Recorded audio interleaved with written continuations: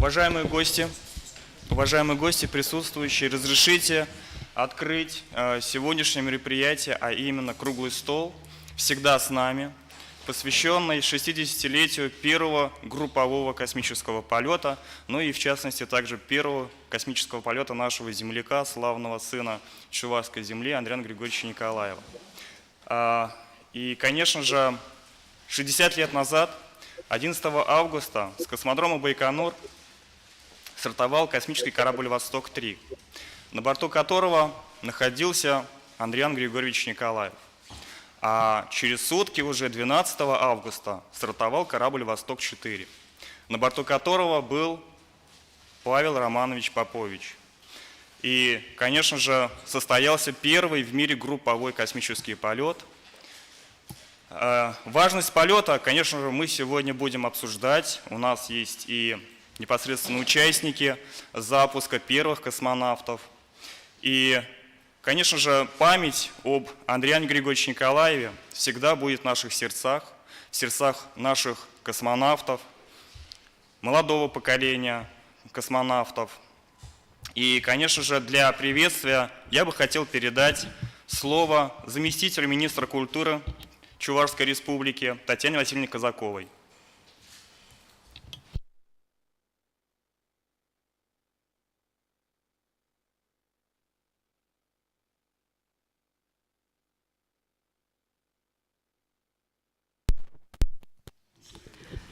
Татьяна Васильевна.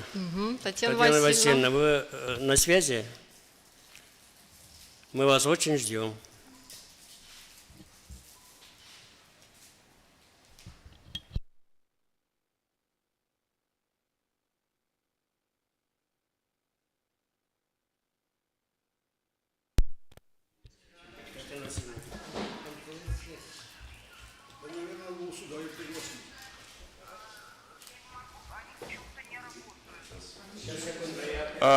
Давайте я продолжу.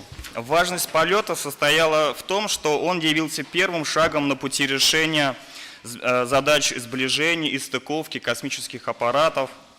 И покоривший бескрайнее небо крестьянский парень из села Шоршилы Андриан Николаев проложил дорогу в космос для своих младших братьев-космонавтов Мусыхи Романовича Монарова и Николая Михайловича Бударина, которых мы, конечно же, чтим, любим, уважаем, и они являются нашими гостями, друзьями нашего музея.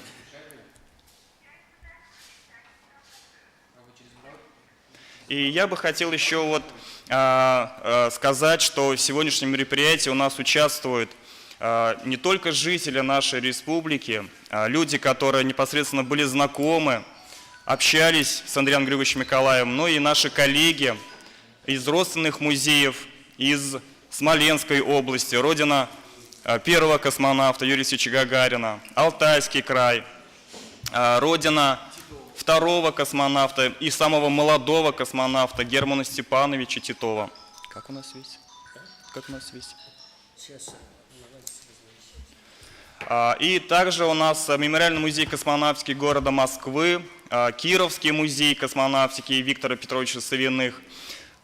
Ну, это у нас будут выступления по ВКС. И здесь же у нас присутствует народный поэт Чувашии, заслуженный работник культуры Чувашской республики Валерий Владимирович Тургай, который также был другом большим Андриана Григорьевича Николаева, Гордеев Валерий Николаевич, тоже большой друг нашего земляка. Присутствуют у нас и ветераны космодромов Байконур, Южалин Евгений Николаевич, непосредственно участник запуска первых космонавтов. Да. Ну, давайте мы передадим слово для приветствия директору нашего музейного комплекса Тукмакову Александру Николаевичу. Добрый день всех. Татьяна Васильевна, появилась у вас связь? Да, Татьяна Васильевна, давайте мы вам передадим слово. Как раз мы вовремя исправились, ждем. Добрый день, Татьяна Васильевна. Да, с технологиями надо дружить, коллеги. Сейчас. Национальная библиотека, я здесь, поэтому не беспокойтесь, все подключилось. Добрый день, уважаемые участники круглого стола. Действительно, всех, конечно, хочу поприветствовать и в первую очередь поздравить всех нас с очень важной для республики и для всей России знаменательной датой, 60-летием первого группового полета космических кораблей «Восток-3» и «Восток-4». Вот уже второй день очень важных событий происходит в республике. Вчера мы, мне кажется, достаточно на высоком уровне отметили это праздничное событие. Приехали космонавты, за это мы им огромную благодарность выражаем, что вот это космическое братство, оно таким образом поддерживает, и без них было бы, наверное, сложнее проводить подобные мероприятия. И мы просто безумно им благодарны за то, что и Маленченко Юрий Иванович, и Скрипочка Олег Иванович, и главное, что приехала Наталья Павловна Березная, дочь Павла Поповича, и вместе с нами, скажем так, это событие отметили. Сегодняшний круглый стол, я желаю ему такой активной, плодотворной работы. Я вижу много коллег-музейщиков, которые работают с космической темой. Для нас это очень важно, потому что развитие музейного дела в области космонавтики, самой темы, космической темы, я бы так сказала, это очень не просто важно, а нужно понимать, как мы дальше будем двигаться, постараться поделиться тем интересным опытом, который наработан всеми, для того, чтобы более активнее, более ярче, скажем так, развивать вот это наше музейное дело. Поэтому я желаю вам плодотворной работы. Может быть, отключусь чисто видео, но постараюсь послушать все ваши выступления и постараюсь в конце тоже выйти к вам на связь для того, чтобы подвести, может быть, какие-то итоги. Поэтому удачной и плодотворной нам всем работы сегодня. Спасибо. Спасибо вам большое. И вот уже на протяжении почти полувека, ведь в этом году будет 50 лет музею космонавтики и в селе Шоршлы. И наш музей достаточно успешно работает все эти полвека и является центром притяжения всех тех, кто увлечен темой космоса. И, конечно же, для приветствия передается слово директору мемориального комплекса летчика-космонавта СССР Андрея Григорьевича Николаева Александру Николаевичу Токмакову. Добрый день, Татьяна Васильевна. Добрый день, участники круглого стола. Я тоже, конечно же, присоединяюсь к всем тем поздравлениям, которые мы услышали. И еще раз не мешает поздравлять всех, которые подключились к нам, и все, которые с нами здесь, вокруг круглого стола. С самого начала, конечно же, я хочу поблагодарить Национальную библиотеку, который предоставил нам замечательные условия для проведения нашего круглого стола, которого мы сейчас у себя не имеем. Но и, в принципе, мы можем собирать вот вокруг этого стола всю Россию, честно говоря, может быть, даже больше. К этому мы будем стремиться, потому что сейчас современная технология работает очень хорошо, мы это должны делать. Мы будем со временем, наверное, пройдет те колебания, изменения, невозможность сейчас соединиться с Западом.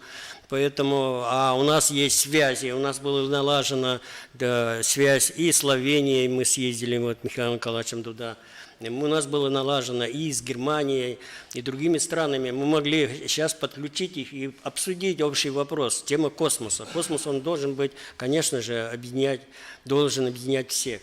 Она для всех одна. Мы благодаря вот такому узкому кругу здесь мы сегодня обсудим, конечно же, вот этой даты, которую мы празднуем. Она, конечно, мы его запланировали проводить в течение всего нашего года. Мы его назвали юбилейным годом Николаева сами по себе в коллективе и юбилеем нашего музея 50 лет. 50 лет – это тоже для музеев космонавтики очень солидная дата. И поэтому я вас всех поздравляю с нашим круглым столом. Конечно, надеемся, и, наверное, она будет очень солидным, плодотворным, потому что собрались здесь люди, которые причастны к этой теме, тема космоса, любви к Андриану, наших героев. Мы, потому что работаем на то, чтобы наше будущее поколение, которое идет за нами, они больше узнали об этих героях. Они увлеклись этой темой, потому что космическая технология – это самая высшая технология, где можно добиваться во всех отраслях нашей жизни. И в ботанике, и в инженерии, и в других высших таких технологий. Поэтому, я думаю, очень важно наше общение сегодня.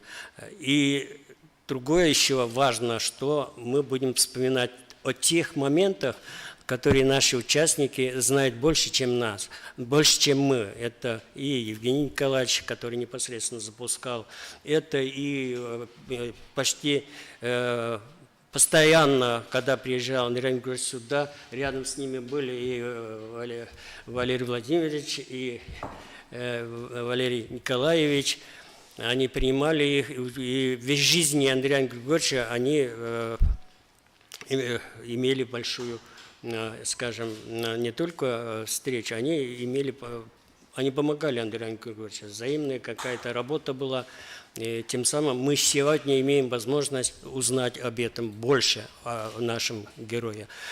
Спасибо. Я всех желаю плодотворной работы. И дальше продолжаем нашу работу, Михаил Николаевич.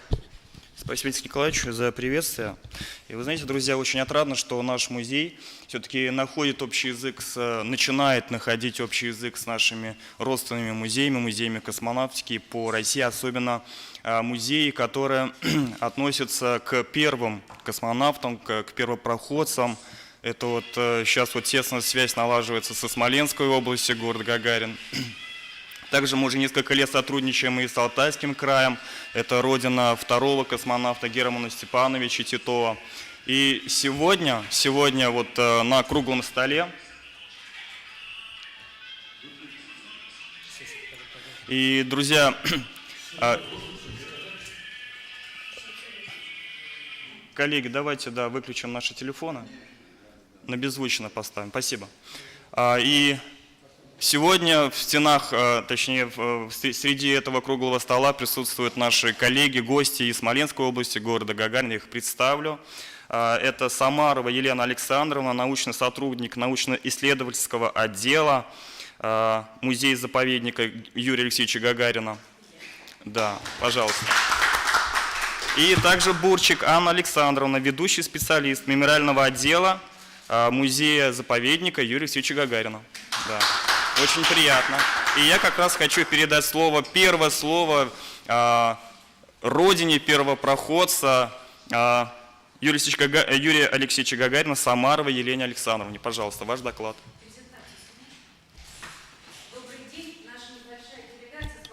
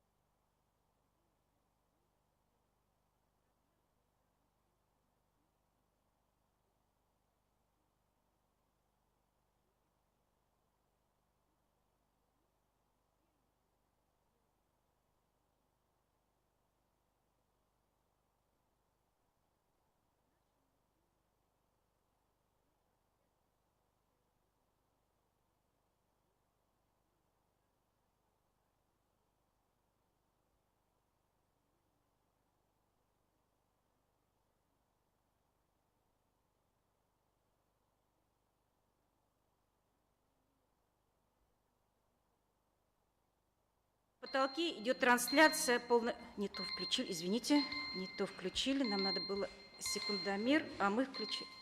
Выключай.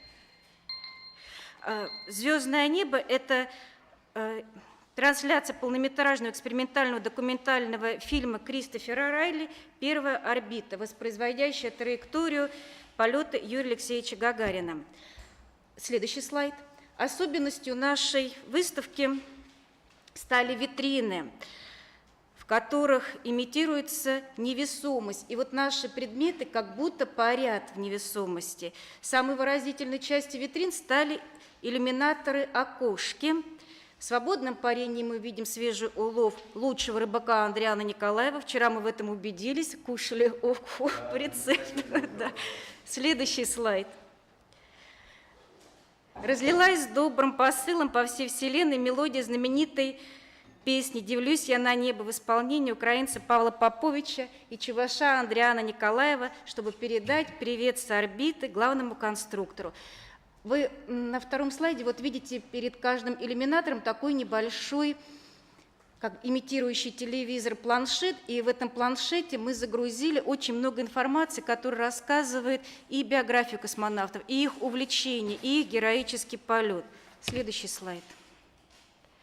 При создании информационного контента мы изучали архивные документы, конечно, фонды свои, и большую помощь при создании выставки нам оказал мемориальный комплекс летчика-космонавта СССР Андриана Григорьевича Николаева в лице директора Токмакова Александра Николаевича. Мы очень благодарны, что они откликнулись вот на все наши хотелки, они отвечали очень быстро, очень оперативно и не жадничали, давали нам все, что было возможно.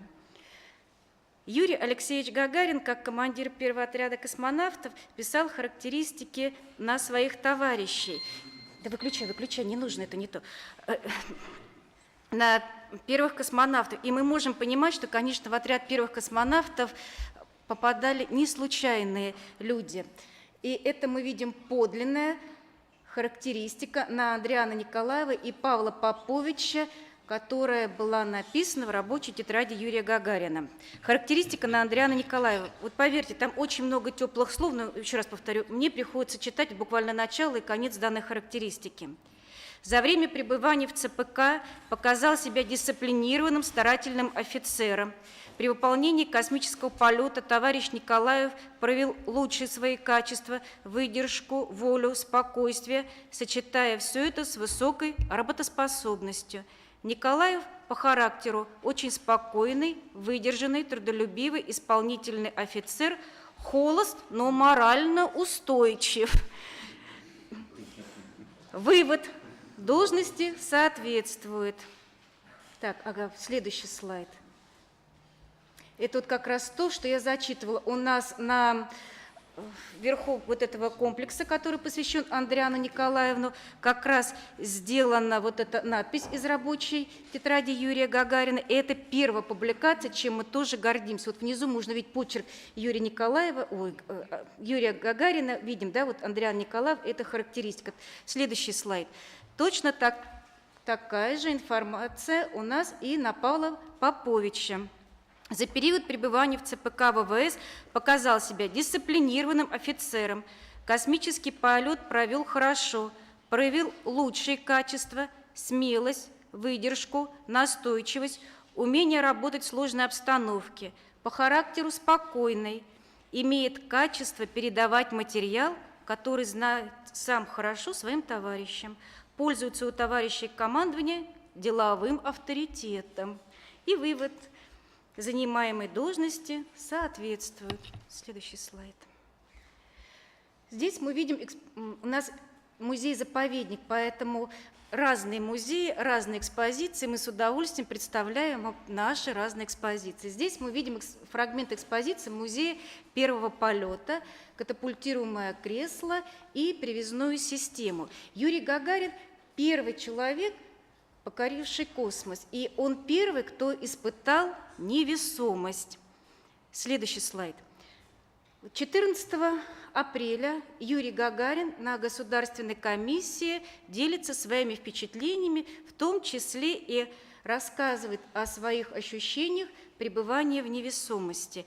Вот, возможно, на слух будет немножко сложно, но это вот идет стенография доклада Юрия Гагарина.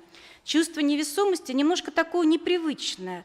Как у нас здесь в земных условиях, привыкли мы к чему-то такому определенному положительно. Если сидишь, то спиной прижимаешься или сидишь на стуле как-то. А здесь получается вроде такое ощущение, что как будто висишь в горизонтальном положении на ремнях, на лямках. Но потом привыкаешь, приспосабливаешься к этому, и никаких таких плохих ощущений не было во всяком случае. Следующий слайд. Конечно, перед тем, как полететь в космос, наши космонавты проходят всевозможные эксперименты, и идет имитация космического полета. И вот также мы с гордостью представляем подлинную сурдобарокамеру, в которой космонавты в течение 10 суток имитировали космический полет с отсутствием двухсторонней связи. И вот на слайде мы видим Павла Поповича, который готовится к этому эксперименту. Рядом с ним молодая лаборантка Ирина Лебедева. Сейчас это Ирина Павловна Пономарева, и мы ей очень благодарны. Именно она способствовала передаче этой сурдобарокамеры и тех документов, о которых я буду говорить далее. Следующий слайд. Когда Андриан Николаев проходил тренировку в течение 10 суток, он вел вот такие дневники. Андриан Николаев тренировался по сдвинутому режиму. Это значит, что ложился он спать в 14 часов дня, а просыпался в 11 часов вечера. 5 сентября – это первый день тренировки, 1960 год. 17 часов 25 минут посадили меня в камеру на длительный опыт. По распорядку дня я должен сразу ложиться спать. В 18 часов лег спать, но долгое время не мог заснуть, так как мешал шум генерационной установки. Если читать все дневники Андриана Николаева, то он очень довольно сухо рассказывает о том, что чувствует себя хорошо, температура в камере хорошая, давление хорошее. Делает вывод, все идет хорошо по распорядку дня, системы работают хорошо. В первые дни очень долго и неумело накладывал электроды, а сейчас наловчился, накладываю их быстро и уверенно. Каждый день 3 раза в сутки они передавали отчетность, накладывали на тело электроды, и, конечно, за 10 дней эти электроды отклеивались, и надо было заново это делать. И делает вывод. Самочувствие хорошее, настроение отлично, так как сегодня все идет хорошо, и до конца опыта остался всего 1 день, вернее сутки. Ночь, пересплю, а завтра днем увижу всех. Пока, до завтра, до свидания. Следующий слайд. Я говорила о том, что проходила несколько тренировок. Следующая тренировка, как перед полетом, очень близко к полету в 1961 году, когда космонавты находились в макете космического корабля, и в течение 3 дней, вот они были в этом космическом корабле, в скафандрах, пристегнуты, и вели бортжурнал, вот как будто они находятся в космическом полете. Поэтому это условный космический полет, можно сказать, приближенный к реальным условиям. Здесь мы видим дневник, который вел Андриан Николаев 12 по 15 октября 1961 года. Корабль стартовал в 13 часов 30 минут по московскому времени. Разделение произошло нормально. Вся аппаратура функционирует нормально. Самочувствие хорошее. И итог. В течение всего опыта самочувствие было хорошее, настроение бодрое, распорядок дня старался выполнять точно. Бессомненно, этот опыт дает очень много, так как для изучения физиологических данных человека врачами, так и для самого сидящего здесь. Сидя и работая здесь, полностью привыкаешь к обстановке кабины, обживаешь свой скафандр, выявляешь недостатки. Это все вместе взято и приносит много пользы. Когда Андриан Николаев проходил тренировку, правый манжет скафандра ему жал, поэтому он пишет, что очень хорошо проходить такие тренировки, потому что на Земле ты чувствуешь все нюансы, с которыми можешь столкнуться в космосе. Следующий слайд, пожалуйста. Такой же есть дневник у нас и Павла Поповича. Проходил Павел Попович тренировку с 17-20 октября 1961 года. Первый день. Старт космического корабля «Восток-4» был произведен в 18 часов. Старт прошел успешно. Вибрации и шумы были в пределах нормы. Связь работала отлично. Павел Попович был более эмоциональным человеком, поэтому я позволю себе побольше зачитать его дневники. Если вас они заинтересуют, то на сайте нашего музея выложены дневники Павла Поповича Там 3 статьи, и вот как раз первый день пребывания, второй день пребывания, третий день пребывания. 20-й день он пишет, когда подводит итоги. «Ах, как прекрасна земля! Действительно, шар голубой. Интересно висит в пустоте. Невесомость оказалась порядочной дрянью. Но победим. Она, как страж, стоит и охраняет Вселенную от людей. Но человек давно покорил природу. Не совсем правда, но и это все покоренное. Обуздаем и тебя, наша милая подружка». И вот вывод. Что же писать за 3 суток? В земных условиях можно терпеть и больше. А как там? Но все же думаю, что с помощью медицины этот рубеж будет взят. Ведь атомный век и наука все творит. Ничего не болит и не жмет, хотя на самом деле ему шлемофон был мал, и он говорил: выйду, найду этого человека, который мне его подменил. Нужно почаще делать физические упражнения. Тренировался здесь и в связке, и в привязке. Да, кстати, у меня страшно затянуты плечевые ремни, аж дышать больно. В этом нет нужды. Следующий слайд. Но сейчас я позволю зачитать фрагменты из книг Андриана Николаева и Павла Поповича. Я думаю, вы все их знаете, но так как у меня доклад называется «Пребывание в невесомости», то я хочу напомнить вам вот эти интересные воспоминания, которые оставили нам эти 2 замечательных человека. Воспоминания Андриана Николаевича. Как хорошо, нас 2. 2 советских космонавта в неоглядном просторе космоса. Мы первые появились здесь и в одиночку, и в группе. А теперь мы должны увидеть друг друга воочию. Не знаю, наверное, Паша глазастый. Он первый произнес долгожданный: «Вижу тебя, сокол, вижу». Потом и я Павла увидел. Был момент, когда мы сблизились почти на 6-километровое расстояние. По космическим масштабам это совсем близко. Совместная работа в космосе шла полным ходом. Я уже несколько раз расстегивал привязные ремни и свободно плавал в кабине. К первому сеансу приступил осторожно, так как до этого ни Юрий, ни Герман не отвязывались и не выходили из кресла. Такая операция выполнялась впервые, и никто, ни космонавты, ни специалисты не знали о том, может ли космонавт после выхода из кресла обратно вернуться на свое рабочее место и привязаться. Действуя по инструкции, не торопясь, снял одну лямку, другую, легонько оттолкнулся и поплыл. Ощущение такое, словно я на глубине сказочного моря. Спокойно дышу и двигаюсь с необычной легкостью. По заданию нужно было выполнять различные упражнения для определения действия невесомости на вестибулярный аппарат. Потом также неторопливо возвращаюсь в кресло. Я беспокоился, как бы не перепутались привязные ремни, пока занимаюсь выполнением задания. Но удивительная вещь. Подплываю, а ремни застыли в таком положении, как я их оставил, и словно ждут меня свои широкие объятия. То же самое хочу зачитать из воспоминаний Павла Поповича. Мне предстояло открепиться от привязной системы и осуществить плавание в свободной невесомости. Андриан, который уже выполнял операции по свободному плаванию, дал мне несколько советов. Он предупредил, чтобы я не торопился в момент выхода. Но я, уже забыв о предупреждении, быстро отвязал ремни, резко повернулся и сразу был наказан своей поспешностью. Меня мгновенно подбросило вверх, и голова ударилась о потолок кабины. И хотя был я и в скафандре, а потолок обит мягким поролоном, но все-таки при этом испытал чувство не из приятных. На некоторое время застыл на потолке, а потом все свои действия производил точно, согласуя их с рекомендацией специалистов и Андриана. Кстати, возможность плавать в невесомости нам помогла относительно легко переносить многосуточный полет. Мы несколько раз в сутки покидали кресло и даже занимались физическими упражнениями.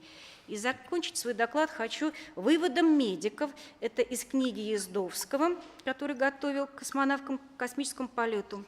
В космическом полете Николаева и Поповича был получен большой объем информации, после изучения которой появились новые научные данные, необходимые для обеспечения более длительных космических полетов.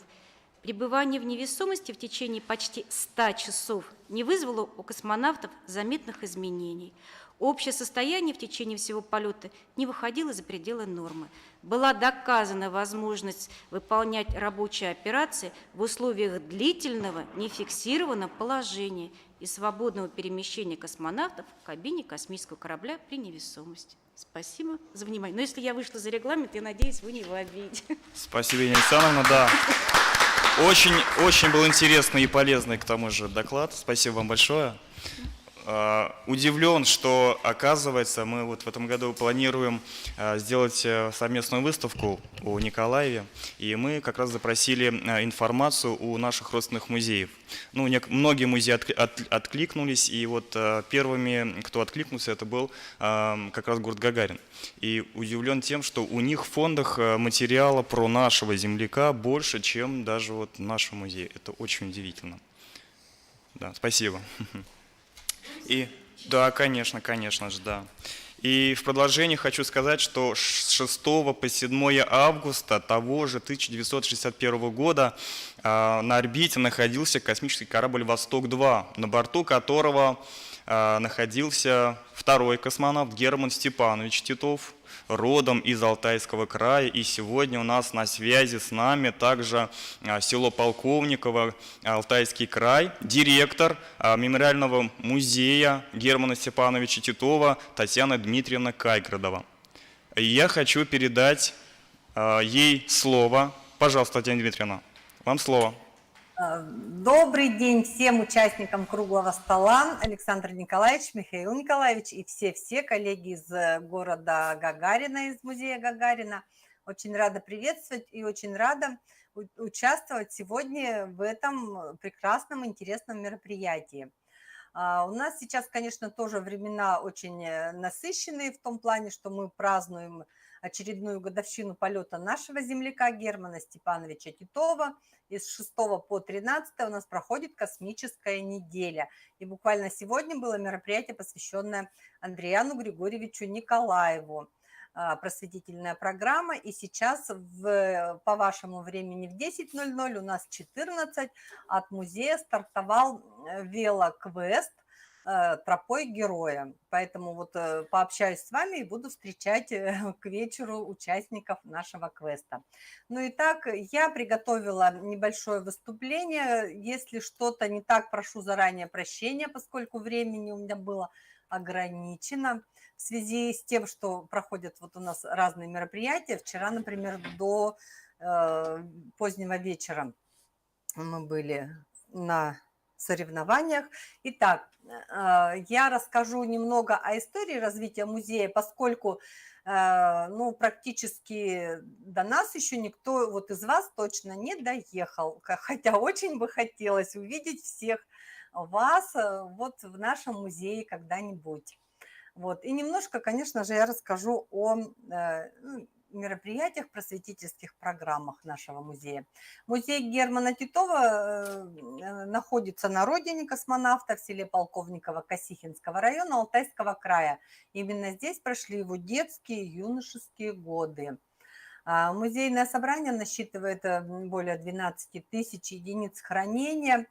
Фонды музея пополнялись, формировались с непосредственной помощью семьи Титовых. Первоначально это и сам Герман Степанович передавал в музей различные предметы, его отец Степан Павлович и Тамара Васильевна, ее дочери, до сегодняшних дней очень активно с нами сотрудничают. Музей образовался в 1965 году в здании бывшей школы Себелетки, вы ее видите на экране.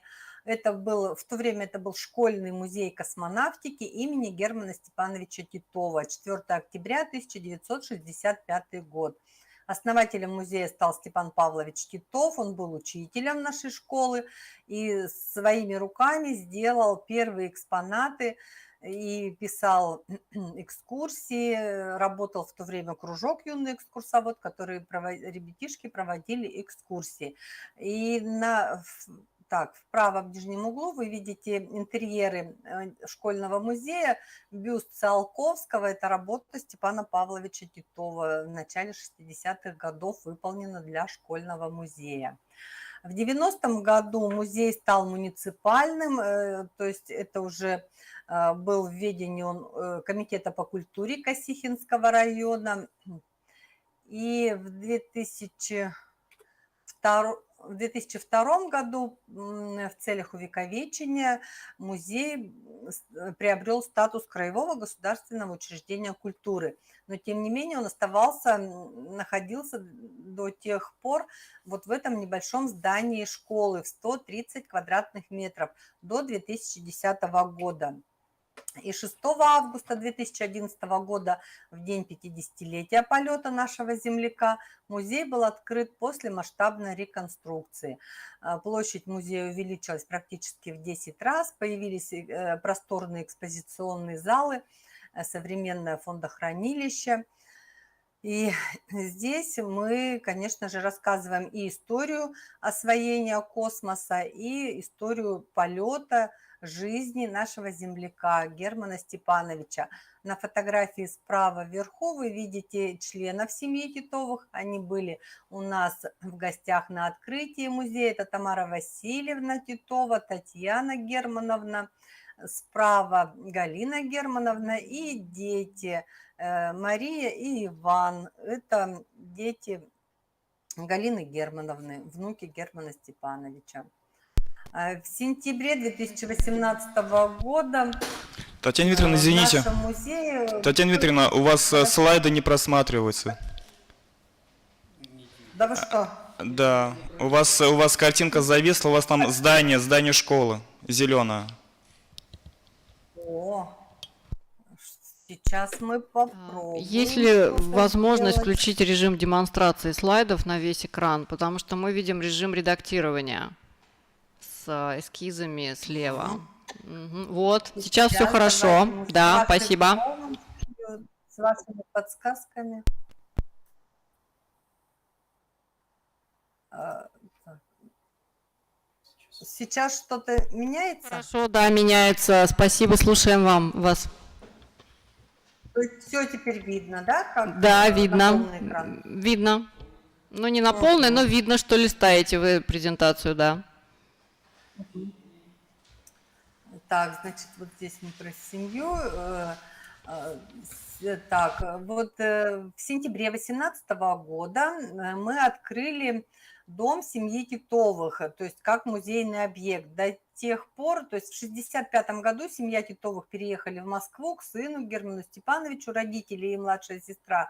И в этом доме проживали учительские семьи, то есть Титовы оставили безвозмездно свой дом для проживания молодых семей, приехавших работать учителями в нашу школу. И долгое время это так было, позже дом уже был не востребован, и правительство Алтайского края передали здание нам, мы его немного отремонтировали, так скажем, отреставрировали и открыли в сентябре 2018 года. В этом доме семья Титовых жили с 49 по 62 годы. Видите, наверное, на картинках Татьяна Дмитриевна, извините, пожалуйста, мы, наверное, вас попросим сейчас отключить режим демонстрации слайдов, вернуться в режим редактирования. То есть мы видим вашу презентацию, но не видим, что вы ее листаете. Давайте попробуем. Так, Очень интересно. Попробуйте поменять сейчас слайд в режиме редактирования слайдов. Ага, вы заново. Угу.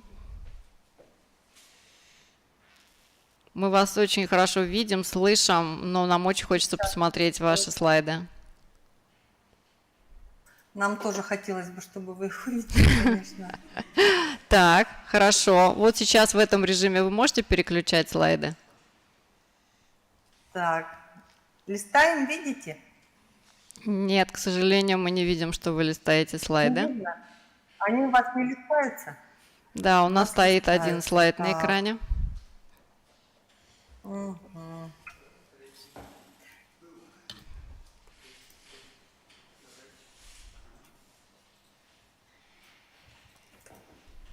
Сейчас мы пробуем еще Да, раз. спасибо.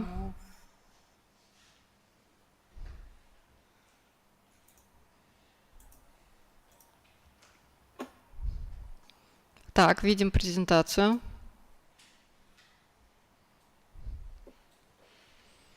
Но не видим, что листается. Так, вот сейчас пошло. Да, видим. Давайте так работать, Татьяна Дмитриевна. Благодарю вас.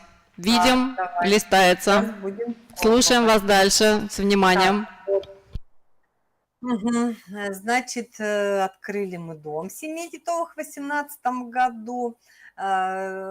Здесь у нас экспозиция, она характерна для сельских жителей середины прошлого века, то есть для большинства сельских жителей, поэтому на базе этой экспозиции у нас теперь еще и работает Центр традиционной русской культуры «Прикоснись к истокам». Мы проводим разные народные праздники и вообще знакомим с традициями гостеприимства, в том числе семьи Титовых. Они у нас были очень гостеприимны. Так, 25 ноября 2011 года у нас появился еще один объект, это уже 4-й объект нашего музея, детский музей космонавтики. Возле нашего музея находилось здание, бревенчатое здание.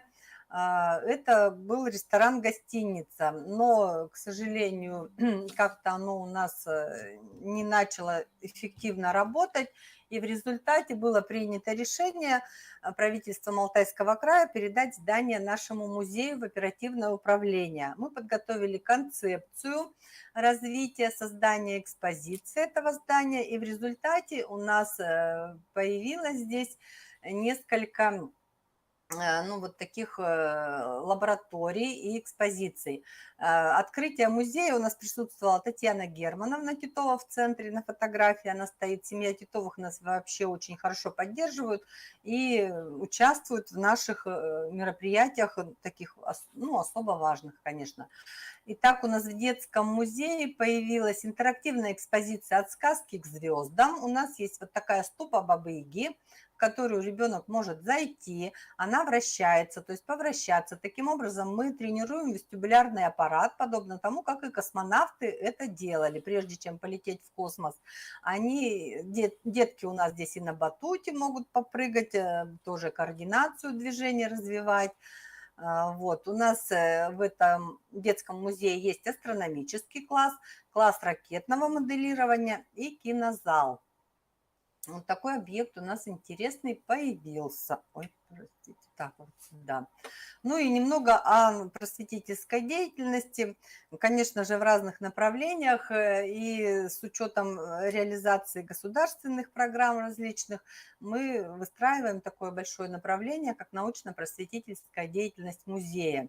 Например, в рамках государственной программы Алтайского края, развития культуры Алтайского края, у нас проходят мероприятия по эстетическому воспитанию детей и молодежи средствами искусства. Это программа нашего правительства, то есть дети к нам приезжают, школьники со всего Алтайского края, на бесплатной основе посещают наш музей, и затем уже правительство возмещает нам эти расходы. Очень удобная программа. Патриотическое воспитание граждан в Алтайском крае тоже существует такая программа. Наш музей, как бы героя Советского Союза, высокого военачальника, очень тесно общается с военнослужащими и ракетных войск стратегического назначения, и космических войск. И множество мероприятий, это и круглые столы, и разные встречи, и День защитника Отечества, и государственные праздники мы проводим вот в таком тесном сотрудничестве с Татьяна Дмитриевна, военнослужащими. извините, пожалуйста, у нас Да? регламент чуть-чуть вот ускорится. Время. Да-да-да. Все, я 2 минутки Спасибо. сейчас быстренько, ага. Конечно же, очень важными являются мероприятия, посвященные дню рождения Германа Степановича, 11 сентября, и 6 августа, День полета. И, конечно же, вот здесь вы видите, у нас проходят различные праздники. Выставочная деятельность. Ежегодно мы открываем около 20 выставок. Это как стационарные, так и вне стационара передвижные выставки. Сергей Константинович Крикалев делал у нас свою выставку в 2020 году, здесь мы видим справа, мы были в городе Краснознаменске с выставкой, на месте приземления Терешковой в Алтайском крае и на лазаревских встречах, это в июле, в Кытмановском районе на родине Василия Григорьевича Лазарева, ну и так далее, конечно. Так. У нас в апреле ежегодно проходит краевой фестиваль космоса «Я, Алтай, Вселенная» с 2017 года. В рамках этого фестиваля он проходит у нас 4 дня. Мы проводим встречи с космонавтами, мы проводим разные интересные мастер-классы, выставку детского технического творчества, старты действующих моделей ракет. На базе нашего музея действует кружок ракетного моделирования. И впервые в этом году у нас прошел региональный форум «Молодежные чтения», посвященный памяти Германа Степановича. Он проходил при поддержке Центра подготовки космонавтов имени Юрия Алексеевича Гагарина и при поддержке Мемориального музея космонавтики Москвы. У нас работает краевая просветительская акция «Космос каждому». Это мы посещаем в рамках этого реабилитационные центры Алтайского края и проводим благотворительные мероприятия. Также у нас есть ежегодный региональный конкурс детского художественного творчества «Искусство, озаренное звездами». Ежегодно около 1000 участников заявляют к нам в этот конкурс. Татьяна Дмитриевна, да, благодарим вас за выступление. Да. Да. Все, да. Спасибо, большое вам спасибо, да. Большое вам спасибо, удачи вам в сегодняшнем дне, вот, предстоящей неделе. И мы вам говорим до новых встреч. Спасибо большое, до свидания. До свидания, всего доброго. Мы движемся дальше, друзья. И сегодня рядом с нами непосредственно участник запуска первых космических кораблей, первых космонавтов, ветеран космонавтов Байконура. Я думаю, он более подробно расскажет сам. Южарин Евгений Николаевич. Слово, пожалуйста. И, Евгений Николаевич, тоже вот регламент. Давайте будем придерживаться. Нет, раз уж тут уж про фестивали, вы уж извините, про непосредственно, да, уж будьте добры. Я не буду про песни, пляски, фестивали, я буду конкретно, зачем мы собрались сюда, почему мы празднуем, весь мир празднует эту дату. Я сокращаться не буду, а позволю так изложить всем присутствующим, почему и как это случилось, и с чем связаны эти риски. Невесомость и с чем связан риск невесомости и так далее. Короче, товарищ, спасибо, то, что мы отмечаем такую великую дату. Мне, как участнику запуска всех первых космонавтов, в том числе активное участие принимал и в проведении этого эксперимента, я хочу показать по прошествии 60 лет, как это было, зачем курсивом выделяю эти муки, эти тренировки финансовые, моральные и так далее, издержки государства. Напомню, что космодром Байконур был построен, запущен за 2 года. Сейчас туалет ремонтируют или крышу 5 лет.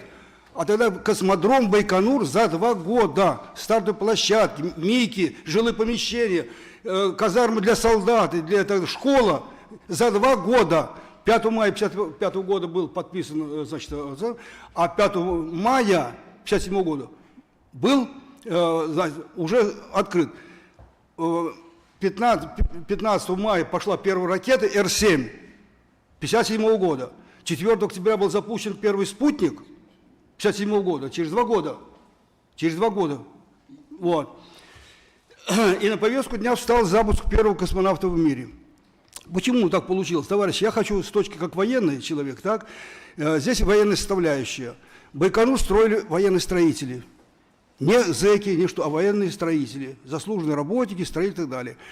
Все инженеры-испытатели военные. Все космонавты военные. Но сколько помечу, что они все были из сельской местности. Все, кроме Быковского. Остальные все из сельской местности. Правильно? Правильно, да. Вот, все военные. Значит, здесь была военная составляющая. Мне сверху видно все. Ты так и знай. Песня.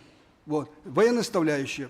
И сейчас, уже, когда уже ценности перепланировались в сторону науки и так далее, есть и гражданские уже пошли, значит, космонавты. 5 сентября 1992 года я был приглашен Андреем Григорьевичем Николаевым на празднование его дня рождения. Отмечали в гостинице «Адал», что на Президентском бульваре, были первые лица республики. Вот. И много говорили мы о космосе, о космонавтах, об Байконуре и так далее. И когда, значит, ему задали самый такой вопрос, да, был Николаев в спортивном костюме, да, такая была, знаете, олимпийки были, да, он на первом этаже. Ему задали такой вопрос спокойно, да, Андрей Григорьевич, какой у вас самый трудный был запуск? Первый или второй? Первый 4 суток, второй 18 суток. Он подумал спокойно и говорит, да, первый был запуск, хотя 4 суток было, Восток-3. Вот, первый запуск. Был затяжной, длительный кризис в космонавтике Советского Союза. Ровно год мы спорили, дискутировали, стенка на стенку, и много потеряли. И вот почему это так стоял, этот кризис, в чем стоял, я сейчас пытаюсь вам доложить. А это было на самом деле. Год запусков не было. Как вы знаете, 12 апреля 1961 года мы запустили Юрия Алексеевича Гагарина. С первой площадки, космодром Байконур. Вот. Ну, все, спасибо. Этот полет продолжался, этот первый в мире полет продолжался 108 минут. Из них 10 минут на вывод на орбиту, участка ведения, 30 минут на спуск. Тормозная двигательная установка включается ровно на экваторе. Вот так под углом атаки, вот 30 минут корабль спускается на Землю. Значит, в состоянии весомости Гагарин был сколько? Ровно 60 минут, примерно 60 минут. Он, ну как вот здесь доложили, да, он практически не успел ничего испытать. Да, все. Еще помечу для истории. Юрий Алексеевич Гагарин мы запустили на 110 километров выше положенной, на 327 километров. Это единственный запуск Восток-1, первый, да. То есть вот сейчас техника не работает, там не переключается. Значит, был в системе управления тоже сбой. На 100 километров выше с лишним. И случись, не включись тормозная двигательная установка, были бы... да, исход был печальный. Потому что корабль-спутник «Восток» был рассчитан на 10 суток. Его СЖО, средства жизнеобеспечения. Ну, к счастью, все случилось нормально, спокойно и так далее.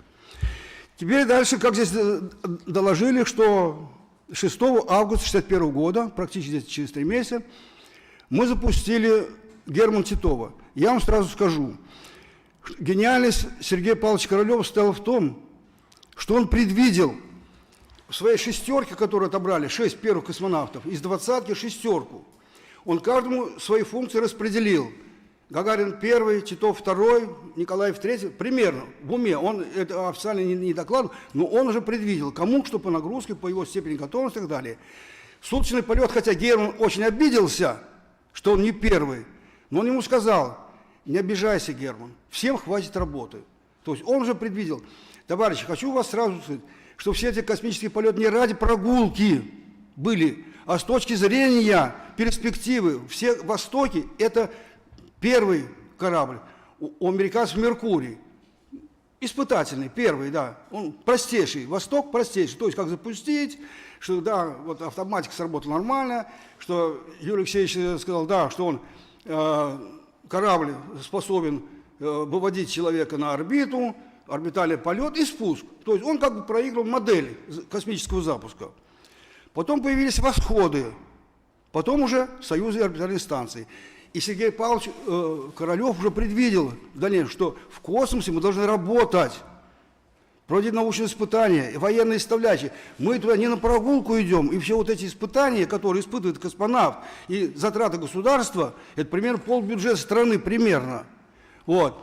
Ради именно достижения цели. Тоже было и у американцев, то же самое. И вот Герман Степанович был примерно сутки на орбите, все шло нормально. Но где-то в конце 6-го витка невесомость проявил свой норов на организм Германа. Он начал испытывать тошноту, рвоту, боль в глазах, ушах, отсутствие аппетита, специалисты требовали отменить полет, прекратить, снять полет. Но мужественный космонавт до конца выполнил свою программу. Этим самым доказал, да, что все при таких тяжелых испытаниях он способен перенести сам. Ученые очень внимательно проанализировали и анализировали итоги полета Германа. В чем дело? То ли слабость космонавта, слабость методики подготовки, то ли именно объективные причины, влияние космоса на организм человека, как дальше быть.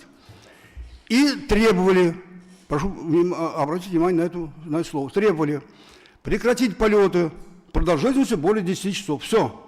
Потому что начались конец 6-го витка, там, значит, 7-й виток, это примерно 10 часов. И баста. Стенка на стенку. Да.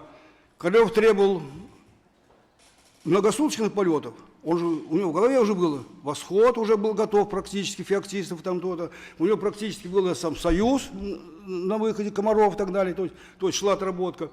Но чиновники, в том числе включая и Келдыша, президент Академии наук, требовали, что запуск космонавта более чем на сутки – это авантюра. Дайте научно обоснованную, официально я вам говорю, требовал Келдыш, дайте научно обоснованную программу. А как дашь обоснованное самообоснование, если не проводить запуски? У Королева рождается идея запустить 3 космонавта одновременно, наиболее подготовленных, 3 космонавта, с разницей в одни сутки, чтобы первым космонавту примерно 4 суток, всем последующим, конечно, по этому самому меньше. Да. И на 3 космонавтов проверить влияние космоса, как все это делать. То ли методики наши плохие, то ли влияние космоса.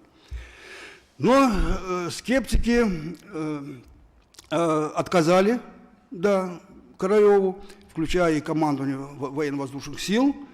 Да, не 3 корабля, но только 2 корабля выделили. Притом требовали, да, не более суток. Но Королев не сдавался. Он неоднократно выходил с записками в ЦК КПСС, к первому лицу государства, вот, что обосновывая, что нам нужно многосуточные полеты для того, чтобы проверить, потом же строить уже Союз на исходе был и орбитальные станции, проводить многосуточные там, полеты с точки зрения и военной составляющей, и науки.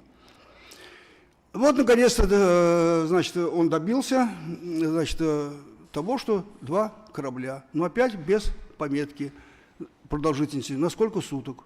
Упущено. Ну, как-то чиновники умело могут отписаться, но в конце, да, нет, и опять стенка на стенку. Первый полет назначает в ноябре 1961 года, но 2 корабля, без указания продолжительности, без указания. Конечно, полет не состоялся. Раз нет, да, это самый Келдыш, Ездовский, который упоминали здесь, ответственный за медицину, академик, да, медицину. Каманин, ответственный за подготовку космонавтов. Да, все, Люминий, отказали. Перенесли полет на декабрь. А космонавты тренируются. Первые претенденты были это Николаев и Попович. 2 сначала было. Тренируются сильно. Вот послушайте внимательно, какая нужна сила воли, чтобы все время поддерживать форму. Вот спортсмены выступили где-то, уже сразу форму, потом отдыхают, а им всегда нужно поддерживать. В ноябре наметили, перенесли на декабрь, нужно поддерживать. В декабре, конечно, что? Отменили. Почему? Потому что нет согласия о продолжительности полета. Отменили, перенесли на март месяц. 10-12 марта. Но Каманин в начале февраля вводит перетасовку в составе экипажей. Вместе с Николаем Поповичем начинают тренироваться наиболее опытные еще космонавты. Это Буковский, это Нелюбов. Ну, вы знаете, Нелюбов это мало пишут, но это факт. Шило в мешке не утаишь, что Нелюбов был именно дублером Гагарина с Титовым. Только почему, я не знаю. Мы-то знали, а почему сам везде писали, только один Титов был дублер. Ничего подобного. Было 2 дублера. Нелюбов Григорий и Герман Титов. Да, Комаров, я сказал уже, Нелюбов, Быковский, Шонин, Волынов. Вот начинает уже 7 человек, ну, включая Поповича и, значит, Николаева, 7 человек на претендента, как на первое пилотское кресло «Востока-3». 7 человек. И вот, значит, как бы это кризис продолжался долго, поскольку бы продолжался, вот, 17 июля 1962 года состоялось историческое заседание, в жизни Николаева судьбоносное заседание Государственной комиссии 17 июля 1962 года, судьбоносное в жизни Николаева. В чем дело? Опять собралось заседание Госкомиссии. Все доложили. Каманин докладывает, космонавты готовы, 7 человек у него. Сергей Павлович докладывает, ракета готова, Р-7, да. Байконур докладывает, все службы полигона готовы к проведению. А это же очень трудно, провести сразу двухместный полет, два, это впервые в истории. Я уж не повторял, что есть, вот, Михаил Николаевич сказал и так далее. Вот, все готовы. Но опять же, стенка на стенку. Все требуют, вот это первые названные, Келдыш, да, Каманин, Ездовский, не более чем на сутки. Да, а Королев требует, зачем мне на сутки? Нам нужно для того, чтобы проводить там, нам нужно 4 и более суток. Мы должны в космосе работать, не прогулки при Луне. И вот в этой ситуации я прошу, не зря в Чебоксарах стоит памятник Гагарину на видном месте. Не зря, когда я приехал сюда, да, не зря. И вот в этой ситуации Гагарин, его деликатная дипломатия сыграла решающую роль. Он предложил, товарищ, хватит спорить, давайте поступим так. Запускаем сначала «Восток-3» на сутки. Если только все будет хорошо, ему продлим еще сутки, запустим «Восток-4». Через сутки, если все будет хорошо, запустим этому еще сутки, продлим, этому еще. И так, первому до 4 суток, второму сколько? 3 суток. Всех обрадовали, все обрадовались, захлопали в ладоши, как мы сейчас хлопаем, да. И все, порешили, всех устроило. Такая деликатная дипломатия. Все, да, мудрость Гагарина. Еще помечу в скобках, что эти все умные люди были, первые космонавты, на полном серьезе. И Гагарин, и Титов, и Николаев, и Попович, все умные люди были. Это, мы знаем про это. Ну и вот. И тоже назначили дату 10-12 августа 1962 года. Сразу же. Хитроумные американцы очень отслеживали эту ситуацию. Они знали о полете Титова, о влиянии космоса, да, и запускали только 2 запуска, сделали Джона Галлена и Камберда на 3 витка. Только, все, алюминий. Отслеживаю, что же будет дальше. Да, но энергичный Королев, да, шел на то, чтобы запустить вот именно там первые 4 суток примерно. 7 космонавтов у нас были практически готовы одинаково, да. Вот, 2 августа 1962 года они прибыли к нам на Байконур, стояла сильнейшая жара, не то, что сейчас здесь стоит 30 градусов, тогда было под 40 с лишним. И замечу, да, что первую ночь ни Гагарин с ним прилетел, ни Николаев, ни Попович не спали полностью ночь. Жара так влияла на это самое. В общем, в этой жаре нужно еще тренироваться и готовиться к пуску. Да. Все 7 космонавтов прибыли на Байконур 2 августа, и все были готовы занять первое пилотское место. Да. Начались усиленные тренировки, мы знали. Ну, кстати, я помечу, отойду, значит, немножко в скобках, да. Товарищи, все вот эти переносы, они очень влияли на космонавтов. Именно он все время был поддерживать. Почему Андрей назвал, что первый полет самый трудный для него, это кризис был такой, вот, жестокий.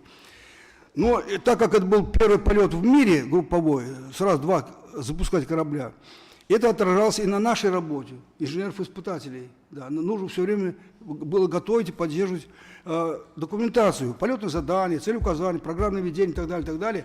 И помечу еще, что вам вот сейчас все ли знают, что первая космическая скорость чему равна? 9. Еще кто добавит? 7,5. Товарищи, 8 километров в секунду. А вот здесь доложили, сказали, что мы запустили 2 корабля сразу где-то на удалении 5 километров. Какая точность? До секунд мы должны были рассчитать, должны были, когда запустить 2 корабль. Что он вышел на орбиту, такие расстояния преодолел, и вышел в хвост Соколу, Николаеву. Да. Ну, значит, 5 августа Королев, потому что уже космонавты были в изнемождении, 5 августа 1962 года Каманин, я назвал Королев неправильно, Каманин, конечно, да, разрешил космонавтам порыбачить. Вот я о чем говорю, потому что Уха, вот Николай Алексеевич подтвердит, вчера он там 2 порции, по-моему, скушал. Да, я тоже. Да, да. Уха, на полном серьезе. Но Николаеву в воду не заходить и к воде близко не подходить. Только готовить уху. Все. Да, почему? Ничего. Потому что именно малейший порез ноги, руки и так далее, это практически от полета был отстранен. 8 августа 1962 года состоялось заседание Госкомиссии, на котором Андриан Николаев был утвержден на первое пилотское кресло «Востока-3». Единогласно. 10 августа прошла его последняя предполетная тренировка в присутствии всех: Келдыша, Каманина, Ездовского, все присутствовали. Да, и уверенные действия Андриана именно позволили членам Госкомиссии мнение, что они не ошиблись в выборе. 11 августа, полдень по местному времени, 11:30 по Москве, состоялся запуск «Востока-3». Все было бы хорошо, но запуск мог и совместный полет мог не состояться. Почему? Мало об этом пишут или не пишут, и вы не знаете. Вот почему это самое. Руководил запуском генерал-майор Кириллов Анатолий Семенович.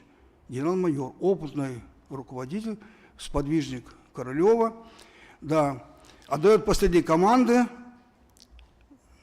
протяжка, продувка, пуск. Должна быть, отойти в этой команде, кабель заправочная мачта должна была отойти от корабля, дать место прохода для ракеты. Но кабель мачта не отошла. Это зловредная гадюка, пуповина, прилипла к кораблю, как приклеенный, все. Об этом, конечно, Николаев не знал, не сообщали ему. Кириллов докладывает в бункере Королеву: не отошла кабель мачта. Ну, представляете, она зашла, если только корабль был в запуске, она прошила в борт, и все, трагедия. Вот. Но, да, Кириллов доложил, что не отошла. Королев побледнел, посмотрел на Кириллова, ничего не сказал. Он знал, что в это время мешать ему не стоит. И вмешиваться в дела пускающего не стоит. Да. Но Кириллов, опытный профессионал, да, знал, не знал, а чувствовал, интуиция была, что по команде пуск, когда будут запущены двигатели и выйдет на полный режим, на главный режим работы, начнется вибрация ракеты, и кабель мачты должна была отойти. Как бы, это чувство, интуиции. Так и получилось. Да. Он не дал отбоя, когда, значит, команда пуск, в это время заработали двигатели, пошли и так далее. И когда вышел на главный режим, кабель мачты отошла. Стоялся, да, то есть ракета ушла в положенном режиме, вошла в космос, вышла на орбиту, на запуск и так далее, и так далее. Начался полет, этим самым первым групповым этим пуском. Вот здесь говорили о невесомости, как влияет невесомость. Ну, не сказали главного. Конечно, не доверяли это и ни Гагарину, ни Титову. Да, как действует невесомость, все сказали. А чем она опасна? Вот не сказали про это самое главное. Почему опасно? Потому что космонавт находился в кресле, пристегнули ремни. Когда при спуске на Землю отстреливался люк, выбрасывалось пилотское кресло, в котором был пристегнут космонавт. Он же потом был на высоте примерно 7 километров, отстегивал состав и спускался на парашюте. Если бы, вот это самое главное, если бы не вернулся Николаев в пилотское кресло, при посадке, при катапультировании космонавта бы в кабине, а пилотское кресло отстреливалось. То есть это гибель космонавта. Вот в чем была опасность, трагедия была бы. Поэтому, но Николаев успешно, как учили, занял пилотское место, да, пристегнулся снова и успешно произошло катапультирование. Товарищ, еще все же, Михаил Николаевич, я пару секунд займу одним делом. Да. Конечно, товарищи, мы должны знать цели и задачи первого группового полета. Не с точки зрения прогулки при Луне, а решения 3 важных задач. Первое, это, конечно, оба космонавта сказали быть длительным полетом. Ответили «да». И Николаев 4 суток, и Попович 3 суток. Ответили «да». Второе, важная задача была, то есть устроила и Издобского, и Келдыша, и Камайна, всех удовлетворили оба. Хотя Николаев был готов и на большее. Вторая важная была, которую задачу решили, это, я говорю, как точно мы вывели на орбиты. Это уже как бы мостик прокидывали для дальнейших запусков, для востоков, для союзов. Когда уже встречать в космосе там то-то, стыков для создания орбитальных станций. Ну и, конечно, третья задача была успешно решена. То, что уже восход пошел с Комаровым Феоктистовым, уже в костюмчиках были, да, что в невесомости работать можно и так далее. 11, то есть 1 июня был запущен «Союз-9». Был запущен «Союз-9». На борту было 2 космонавта. Это Николаев и Севастьянов Виталий. Да. Товарищи, перед этим был запуск. Вот американцы первый групповой только осуществили через 3,5 года. В декабре 1965 года. Борман и Ловел. Но я говорил, что они у нас менее 5 километров вывели. Они вывели второй корабль на 70 километров ниже. Первый ушел на 327 километров, а второй на 260. Конечно, то есть аварийный запуск был признан как аварийный, не стоявшийся.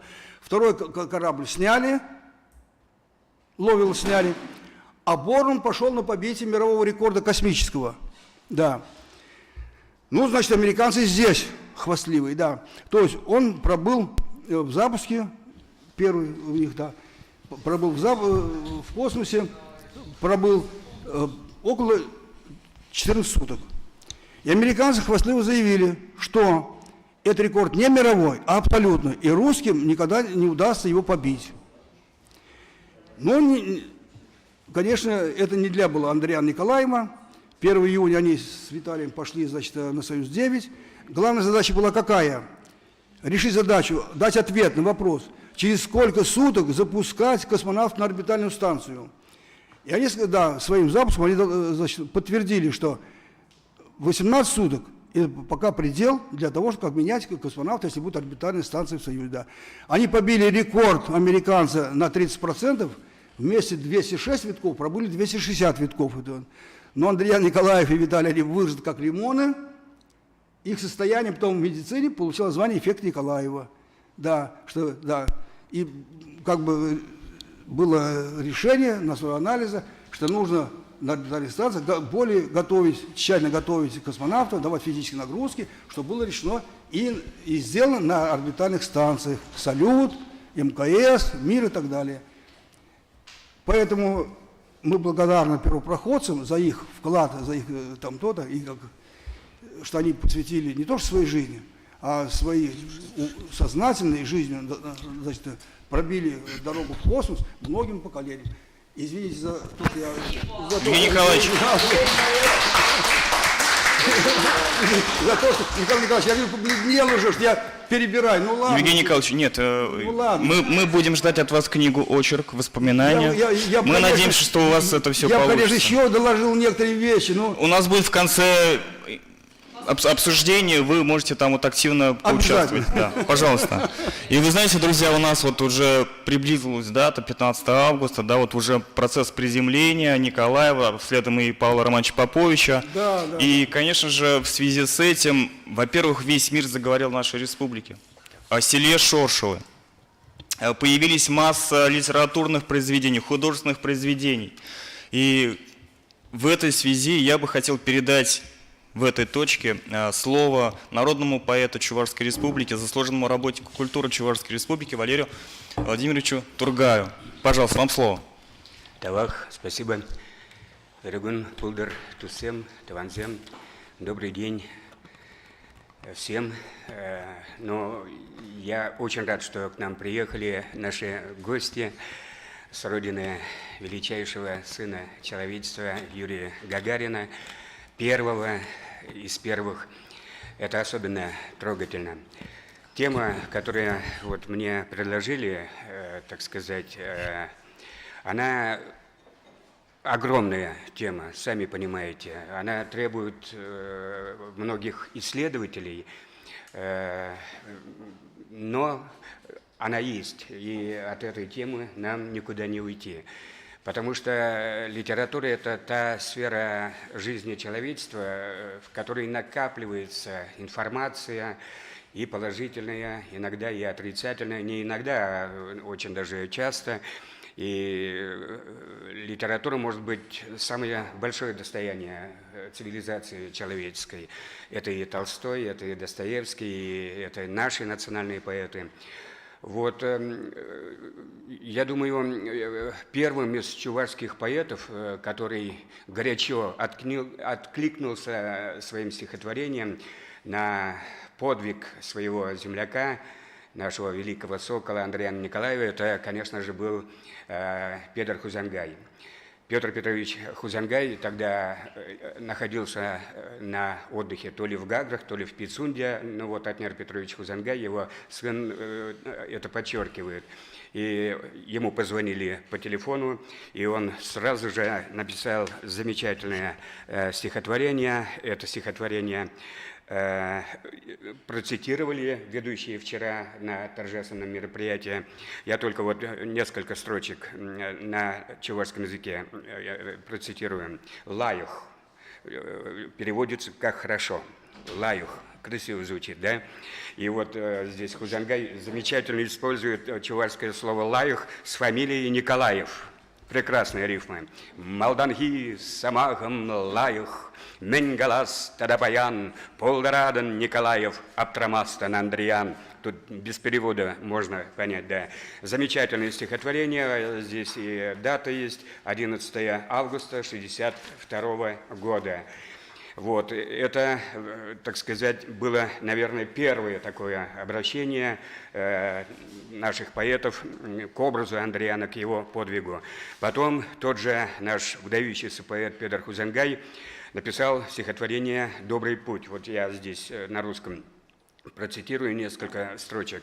«Добрый путь, чувашский сокол, украинский беркут, высоко вы, ой, высоко, все легенды меркнут. Вы взметнулись, как жар-птица в солнечные дали, хорошо вдвоем».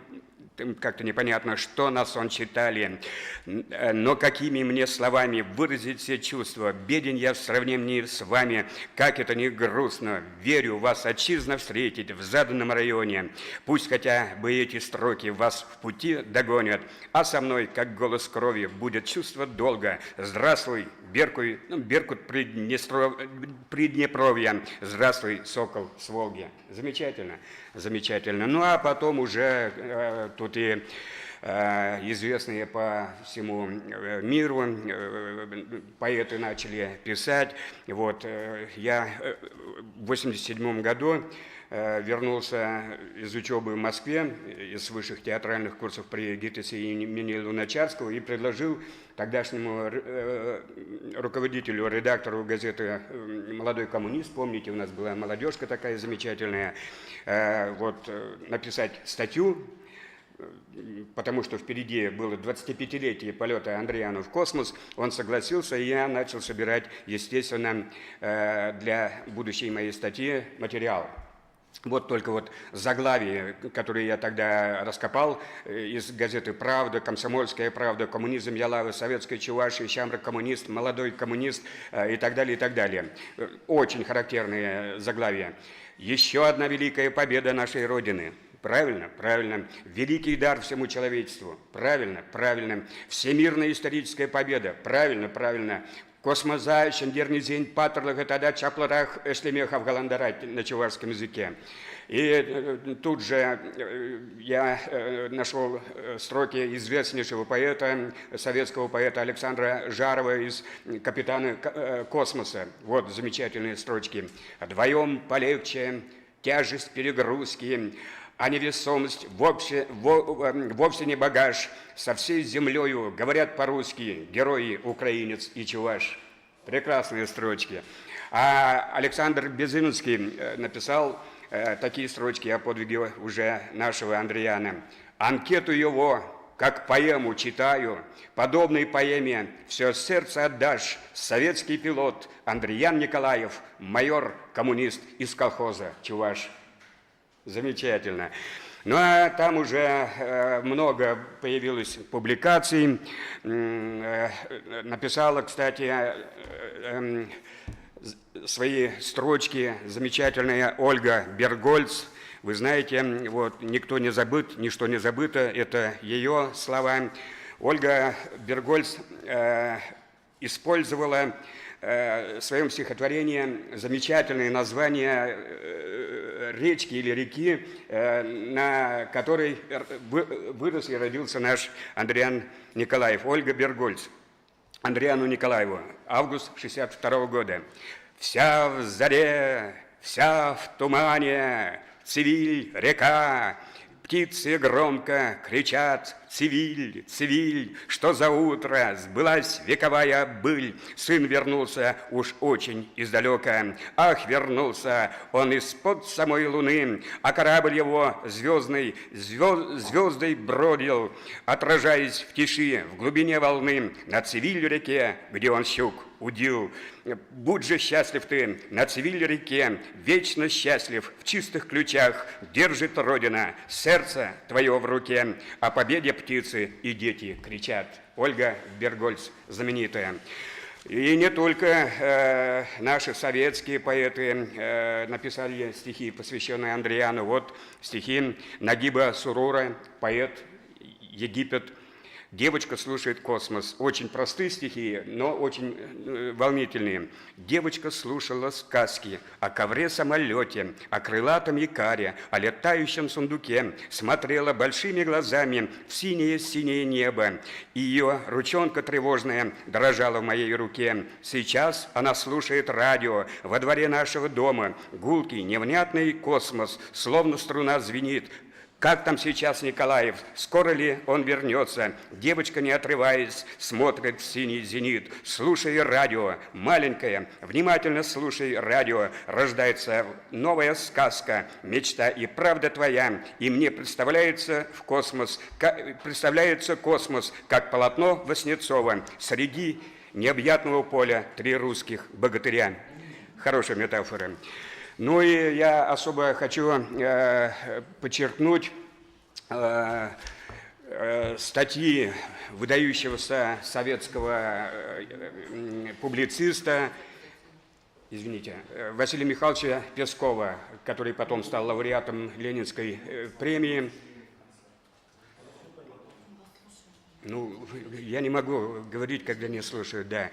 Вот, Василий Михайлович, творчество которого я любил и всегда буду любить, еще в 1962 году написал статью «Сын Волги».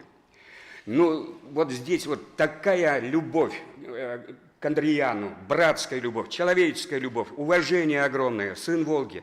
Первые строчки «Шоршелы». По-русски это значит «чистый ключ». Так называют деревню. Сколько в большой стране деревень. Живет себе деревня тихо и незаметно, и вдруг название ее повторять начинают на русском, немецком, английском, китайском. Шоршелы. Замечательно. Это надо читать и читать. Потом же он же написал «Космос, Волга, Москва» в 1962 году. Там нельзя читать без волнения. Вот. «Космонавты на Волге». известие моментально облетело весь берег. Ребятишки бросили удочки, купальщики поспешили на берег. Остановились женщины с ведрами, рыбак с корзиной рыбы. Какой-то милиционер, оставив службу на берегу, нарушая порядок, хочет притиснуться поближе к Николаеву и Поповичу. Андреян, ты молодец. Андреян, Павел, хоть слово на этой открытке. И так далее, и так далее. Вот еще один замечательный момент. Сейчас, наверное, там о часах, вы помните, ему командир подарил часы, вот о тех самых часах он очень тепло, очень хорошо написал. Ну и потом, конечно же, об Андреяне писал и Расул Гамзатов. Вот, есть его знаменитая книга «Мой Дагестан», многие знают, да, и у Расула Гамзатова в этой знаменитой книге «Мой Дагестан» есть такие строчки. Некоторое время назад гостем Дагестана был прославленный космонавт Андреян Николаев. Заходил он и в мой дом. Моя маленькая дочурка спросила: а в Дагестане нет своего космонавта? Нет, ответил я. А будет? Будет. Будет, потому что рождаются дети, потому что мы делаем им имена, потому что они растут, шагают вместе со страной. С каждым шагом они ближе к своей заветной цели. И пусть в других местах скажут про Дагестан, как мы говорим про аул, в котором порядок и мир. Там есть человек. Это Расул Гамзатов, его знаменитый «Мой Дагестан». Кстати, Андреян Григорьевич является почетным гражданином Махачкалы. В Махачкале есть улица Андреяна Николаева.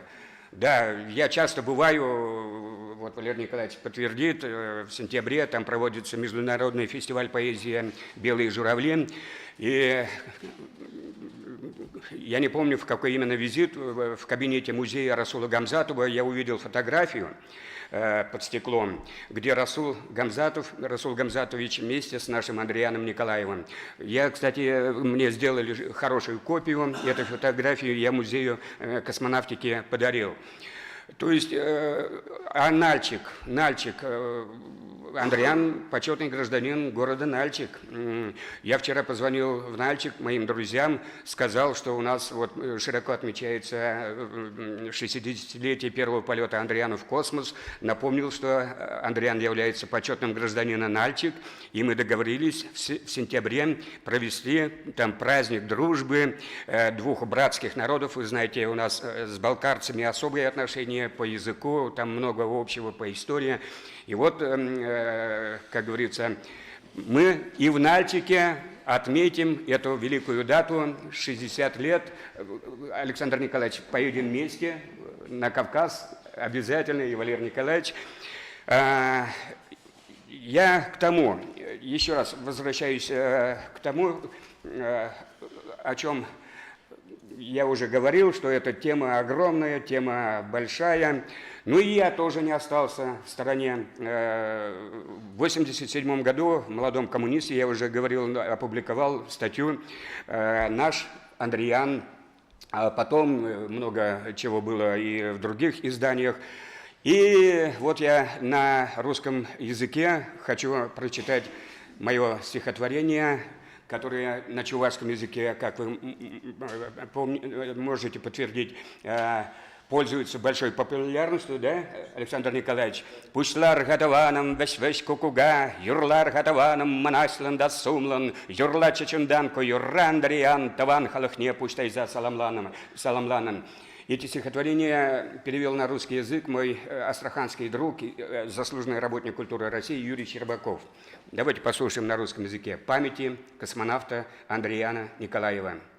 «Лети, лети, кукушку». Вы уже знаете, что это такое, да? Ведь, когда Андреян приезжал, эта песня звучала всегда, и сейчас звучит, и всегда, вот когда поется эта песня, мы вспоминаем Андреяна. «Лети, лети, кукушку, мы с тобою, друг, опять светло и гордо запоем давай».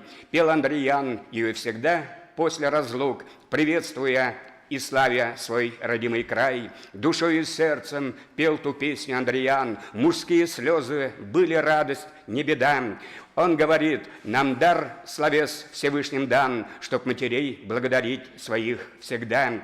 Давно уже между нами космонавта нет, душа с любовью принята на небесах, но льется к нам его звезды высокий свет, и мудрый голос отзывается в сердцах. И песня заповедная звучит опять, даруя радость вдохновенных сил, мой друг, и кажется лишь добротою прорастать, готов весь мир распахнутый вокруг. Лети, лети, кукушку, мы с тобою, друг, опять светло и гордо запоем давай, пел Андриан, и всегда после разлук Чувашия моя, наш общий с Андрианом край. Перевод Юрия Щербакова. Еще раз говорю, тема эта большая, наверное, не приходится рассчитывать на кого-то другого, наверное, мне придется самому собирать все в одно и потом издать отдельную книгу. Ну а в заключение, в знак огромного уважения... Вчерашние стихотворения, которые вчерашние прочитали? Да, кстати, позавчера я написал стихи, уже посвященные конкретно этой замечательной дате. Вот, кто владеет чувашским, поймет. Вильямзер Андриан Николаевич, вот сейчас, после этого я пойду на запись, национальное радио запишут. Вильямзер Андриан Николаев космонавта, волтанчи учлыхне шекленерембе, утмалжул щитнине саванза палла тунагунзенже. Бессмертному космонавту Андриану Николаеву в дни, когда мы отмечаем 60-летие его первого полета в космос. Мухтан мадатень пельмеспер, Андриан иберсанба, савасавара саватпор, чихери летуемба, ытлаши ибер сабайла, ытлаши жавчас сазах, камбали чаплатень кирла, кирлы день урохларах, кам шутлана да аненна, хоень вогача чицень, чаваш егача хаюллан, тюбене шекленесе, энен мень баллах негамда, энен мебул дарайман, сердинче, чаваша шлена, сюнатне сарза гурман, касерень паллах саннана, волдасют шылдырзене, Шынзенчен гана пыдарна, волчи пызык тылевне. Эзав, шиклензе дамарын, пыдан марын шынгышне, игагут мотор ендежем, турын паттырын ишне, игагут тенчекерлера, чвашхалыга жинчен, жылсана булаку пульджа, кильджа эс паттырынчен, мухтан мадатень, пельмеспер, санба, асла Андриан, саваса, чундан заватпор, шаплабуля ку ялан. Вот. Позвольте нашим гостям вручить мой сборник на русском языке. Тут стихи, написанные в разные годы, на разные темы. Вам, как память о Чувашии. Обязательно, обязательно, обязательно. Спасибо за внимание, за лишнюю эмоциональность. Прошу прощения, но у нас по-другому не бывает. Спасибо, спасибо. Ну и, конечно же, у нас еще вот по соседству, они всегда вместе, поэтому я не могу не дать слово Валерию Николаевичу Гордееву, да, заслуженному строителю России, если так можно сказать, представить его. Конечно, конечно. Друга. Да. Рядом со мной сидит уникальный чуваш с золотым сердцем. Я знаю многих состоятельных людей и тех, кто сами себя называют меценатами, сами себя называют иногда.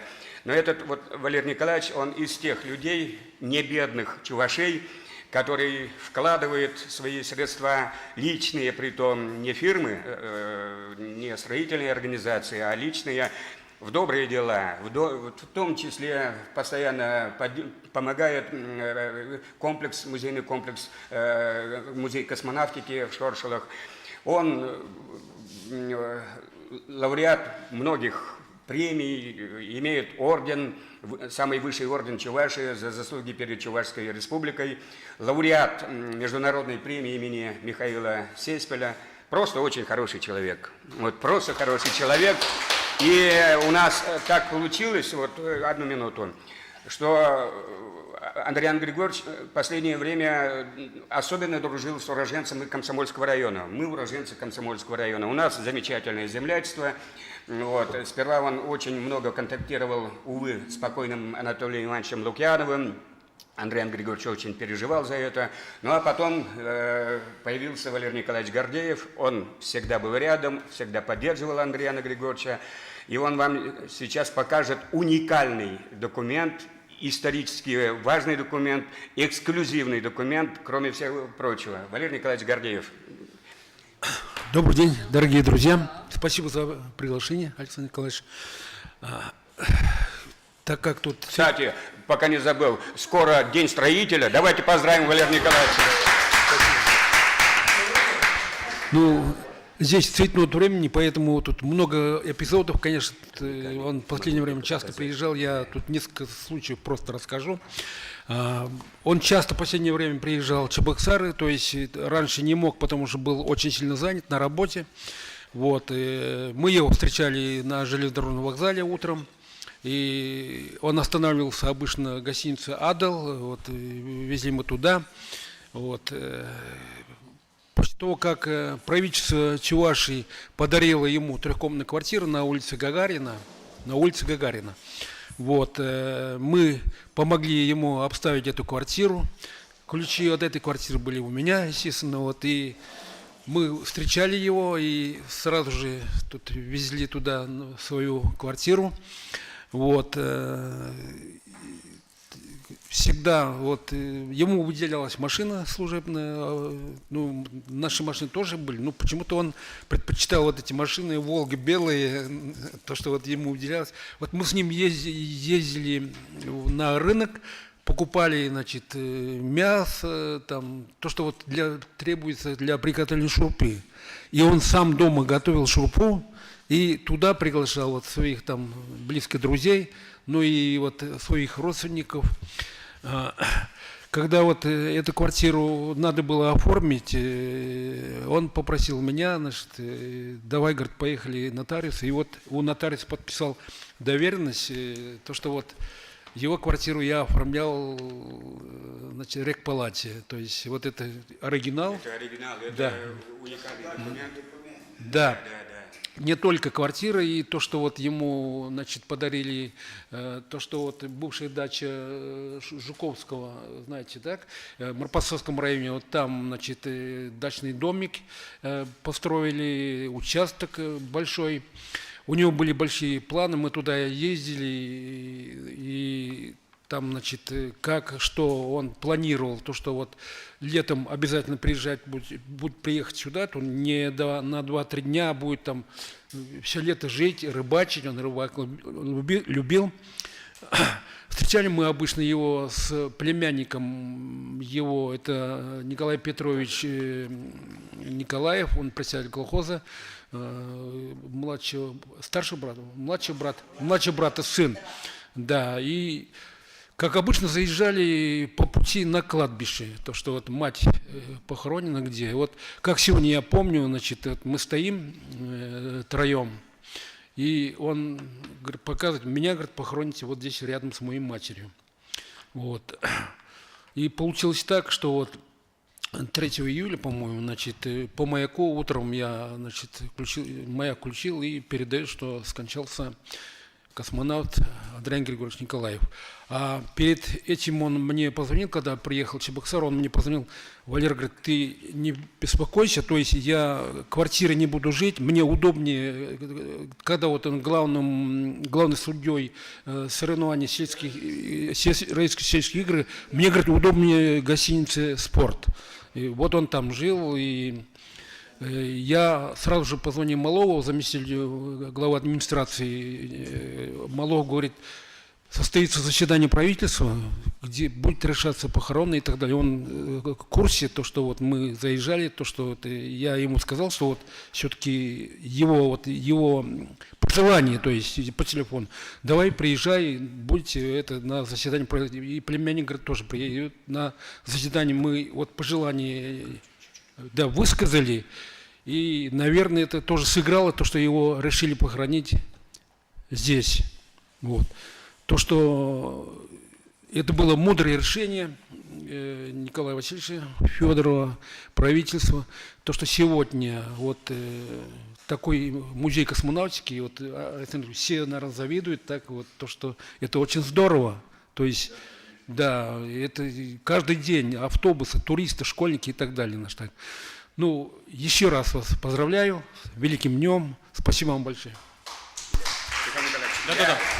просто обязан показать вот эту уникальную книгу, потому что автор этой книги наш выдающийся Николай Григорьевич Григорьев, который 15 лет работал министром здравоохранения Чувашии, был депутатом России и так далее, просил всем передать привет.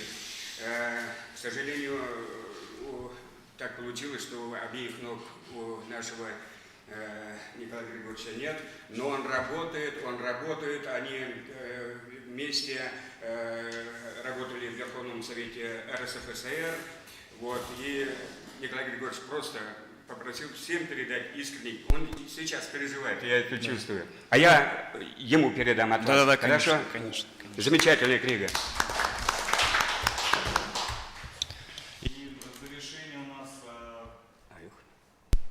В завершении у нас молодой человек, будущий космонавт, как мы думаем, да?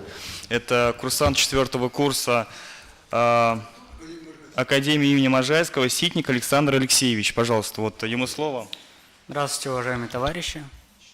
Мне выпала честь участвовать в таком мероприятии, посвященному 60-летию первому в мире группового полета в космос космических аппаратов «Восток-3» и «Восток-4». Поэтому еще раз хочу представиться. Меня зовут Ситник Александр Алексеевич, выпускник Санкт-Петербургского Суворовского военного училища и на данный момент курсант 4-го курса Военно-космической академии имени Александра Федоровича Можайского. Вот. В этот день в первую очередь хочу поблагодарить организаторов мероприятия за такую торжественную атмосферу, за то, что мы, молодые, можем из первых рук узнать о становлении нашей отечественной космонавтики. К этой круглой дате мы пришли с большим багажом знаний. Сейчас каждому известны такие слова, как космос, космонавтика, космические полеты. Многие немалые ребята и девчонок хотят стать ближе к написанию великой истории нашей Родины в космосе. Вот. Великие дела наших первопроходцев космоса на поколение вперед будут вдохновлять молодежь на достижение успехов в космической науке и технике. В нашей республике также большое значение придается первым в космосе. Их именами названы улицы, школы, установлены памятники. Как вы знаете, в Шоршелах, на родине Адриана Николаева, находится прекрасный музей космонавтики и мемориальный комплекс. Наши ветераны часто выступают на различных мероприятиях, где присутствует много молодежи. Я сам неоднократно бывал на таких мероприятиях и заинтересовался темой космоса. Это и стало определяющим толчком к моему поступлению в Суворовское военное училище. А после его окончания я решил полностью связать свою жизнь с космосом. Мне выпала честь стать в ряд с курсантами Военно-космической академии имени Александра Федоровича Можайского. Наша академия – это системообразующий политехнический вуз Министерства обороны России, ведущий учебный, научный и методический центр в области военно-космической деятельности, технологий сбора и обработки специальной информации, входящей в состав ВКС России. Многие преподаватели нашей академии во время службы были связаны с работой в области космических разработок на космодромах и радиолокационных станциях. Поэтому их теоретические и практические знания подаются нам в качестве лекционного материала, которые составляют в себя фундаментальные науки космонавтики, такие как баллистика, аэродинамика, электротехника, программирование и другие предметы, которые в будущем пригодятся нам на службе, связанной в космосе. Вот. В заключение хочу пожелать здоровья и благополучия нашим ветеранам и присутствующим в зале. Надеюсь, мне еще не раз выпадет честь выступить на таких значимых мероприятиях республики. Спасибо. Вам стать космонавтом. Да. Секунду буквально. Я говорил о Махачкале, забыл сказать, что... Микрофон. Забыл сказать, что в Махачкале есть школа номер 59, которая носит имя великого Андриана Григорьевича Николаева. Можете зайти сейчас в интернет, Махачкала, школа имени Андриана Николаева, и там вся информация. Школа новая, замечательная, я там был, прекрасный директор, прекрасный коллектив, и я хочу, чтобы установились связи между 10-й школой Чебоксар имени Андриана Николаева и Махачкалинской школой имени Андриана Николаева. Это будет здорово.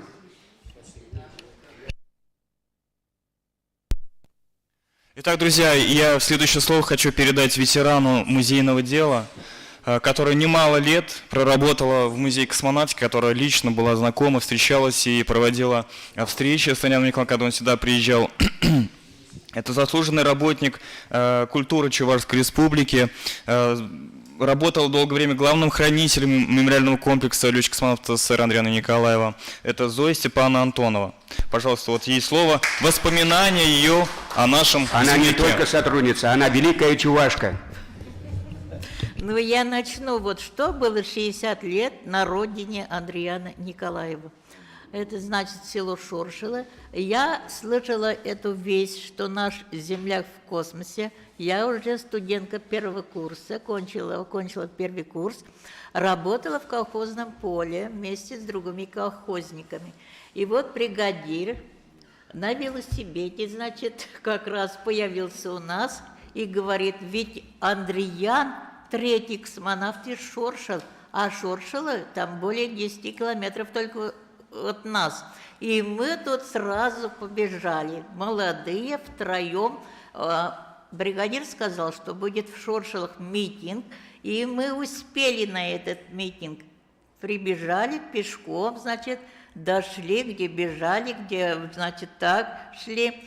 И вот тут уже много народу собралось в Шоршилах, но в основном пришли пешком из окружающих деревень, а некоторые переплыли, у нас река Цивиль, значит, которая разделяет Чебоксарский и Маринско-Посадский район, переплыли через эту реку, а машин совсем мало. Значит, и тогда митинг, как раз я точно помню, что на этом митинге решили колхоз назвать именем Николаева, еще школу, 7-летняя школа тогда была, и еще улицу, на которой стоял дом Николаевых.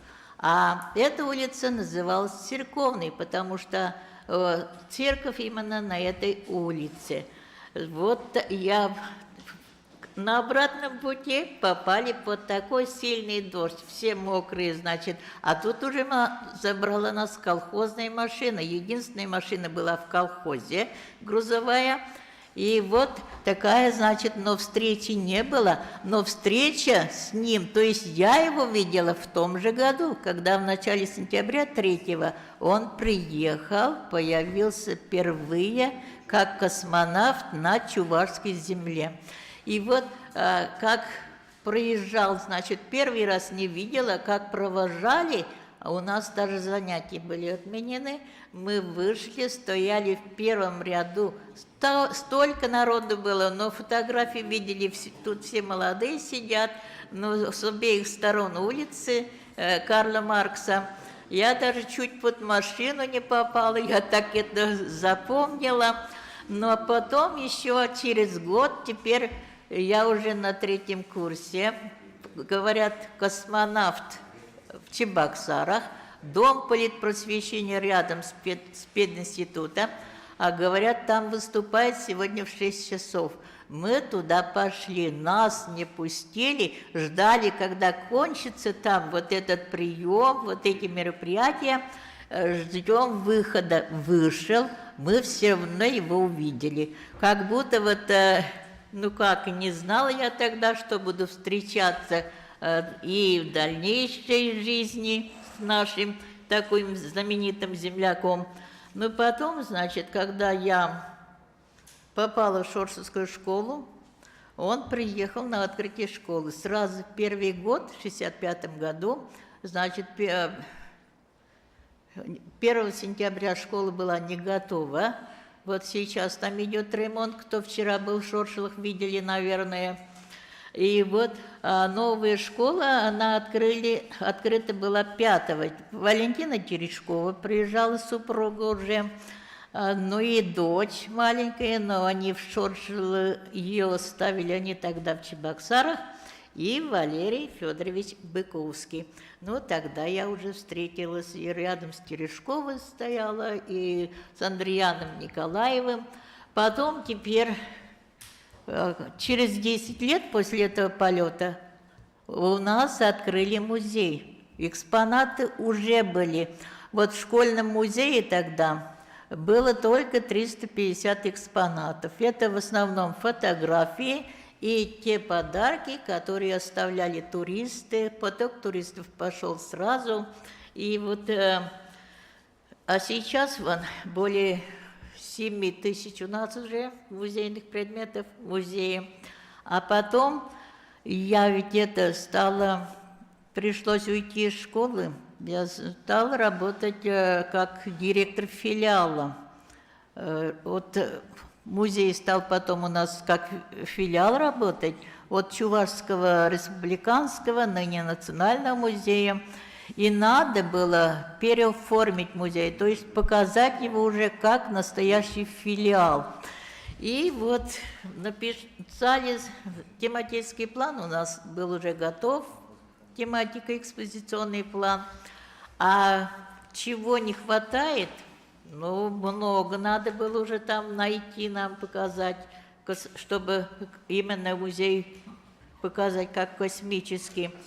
Сочинили письмо, и, зная, что приедет на встречу с избирателями, он был всегда депутатом Верховного Совета Чувашской, не Чувашский ССР, СФСР, 7 созывов. И вот на встречу с избирателями, когда... И я с ним, к нему подошла, я говорю, вот я теперь... Он еще меня не видел, как директор филиала. Директором филиала работаю. Вот хотим теперь новые экспозиции создать. Не поможете ли вы нам? Ну, как-то я нашла слова, чтобы подойти к нему. Говорит, вы напишите, что вам надо. А я тут же, я говорю, я уже написала. Тут же вручила ему письмо. Прошел только месяц. Видите, вот какой он был человек ответственный. А уже через месяц мы получили, он позвонил, говорит, пусть машина колхозная приедет. И действительно, машина колхозная поехала и привезли. Потом, говорит, только сообщите, как машина доехала обратно. И мы уже позвонили, что все мы получили, поблагодарили. Вот это мы теперь показали в экспозиции. В 1985 году, в прошлом веке, проведена была реэкспозиция музея. Вот как раз один кто с художниками работал тогда, как художник, наш директор это, вот тогда вы познакомились с ним. Ну, там и дом мы перенесли, успели дальше. А машина, на которой его встречали, это ЗИС-110, на которой, значит, встречали и взяли эту машину специально, чтобы встретить космонавта. Потом использовали Министерство бытового обслуживания, катали новобрачных. А когда она была списана, мы уже получили как экспонат. Оно вы видели, а вы же были, как теперь экспонат стоит, теперь в зале музея. Но это значит помощь такую, только мы такие экспонаты получили. Сейчас они и в новом музее у нас в экспозиции находятся, те музейные предметы. А потом теперь второй раз, когда, так как здание музея у нас уже старое здание, деревянное было, открыли музей в бывшем здании церкви деревянном, а потом после закрытия в год рождения Андриана, ведь церковь закрыли, и так как верующие стали просить, фундамент музея заложен был, когда он отмечал 70-летие в 99-м, потом, значит, надо было еще новые здания уже через 2 года готовые, вчера вон были вы, и все были тут, кто тут присутствует, я вижу, значит, побывали, знакомы с нашей экспозицией. И надо было теперь новый музей оформить. Тоже машина теперь поехала за экспонатами от Национального музея. На транспорте Национального музея привезли тоже около 3000 тогда музейных предметов для новой в музее, для новой экспозиции. Видите, какую помощь он нам оказал, такой ответственный человек. Но все космонавты о нем такого мнения говорят только хорошие, и молодые, и старые. Очень много космонавтов у нас побывало, есть аллеи космонавтов. И вот единственный экипаж, который приводнился, это значит «Союз-23». Командиром был тогда Вячеслав Зудов, а с Рождественским, Валерием Рождественским они попали, приземлились на озере. Это единственное приводнение. И вот только через 11 часов их эвакуировали.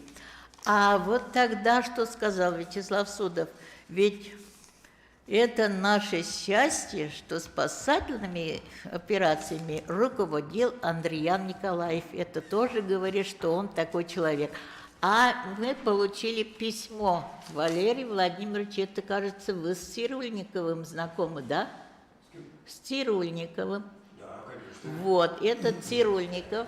Вот в этом что он написал? Он обратился, значит, потом к Зудову. Как вы можете характеризовать Андриана Григорьевича? Что он тогда говорил?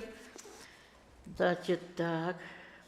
Как ты можешь характеризовать Андриана Григорьевича? Это значит Цирюльников, когда спросил, Зудов ответил: человек высокого мужества, глубочайшей порядочности, верности порученному делу. Я его никогда не забуду. Видите, он каким был вообще. А еще о Поповиче.